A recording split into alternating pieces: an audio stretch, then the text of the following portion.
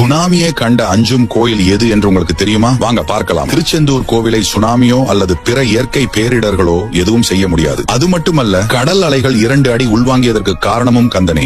இவ்வாறாக முருகனின் திருவிளையாடலால் இன்றும் கோவில் பாதுகாக்கப்படுகிறது. இதற்கு காரணம் 2 விதம் இருப்பதாக பலர் கூறுகின்றனர். முதலாவதாக, வருண தேவன் தன் எல்லையை விட்டு 1 அடி கூட முன்னே வரமாட்டேன் என்று வேலனுக்கு செய்த சத்தியம். இரண்டாவதாக, எம்பெருமான் முருகனும் சூரபத்மனும் போரிட்ட போது சூரபத்மன் திடீரென தன் உருவத்தை மிகப்பெரிய மாமரமாக மாற்றி கடலுக்கு கீழே மறைந்து கொண்டான். இந்நிகழ்வை கண்டு சூரனை நோக்கி வேல் வீசிய எம்பெருமான் முருகனுக்கு பயந்து கடல் அலைகள் விலகிச் சென்றன என்றும் பலர் கூறுகின்றனர். அந்த வடிவேல் மரமாக மாறியிருந்த சூரபத்மனை 2ஆக பிளந்து சூரபத்மனின் ஒரு பகுதியை சேவலாகவும் மற்றொரு பகுதியை மயிலாகவும் மாற்றி சேவலை தன் கொடியிலும் மயிலை தன் வாகனமாகவும் மாற்றிக்கொண்டார். அது மட்டுமல்ல, திருச்செந்தூர் முருகன் கோவிலில் ஒவ்வொரு வருடமும் ஐப்பசி மாதம் 7ஆம் நாள் சூரசம்ஹாரம் மிக விமர்சையாக கொண்டாடப்படும். இந்த கோவிலுக்கு சென்று வந்தால் குழந்தை பாக்கியம் கிடைக்க, தோஷங்கள் நீங்கும்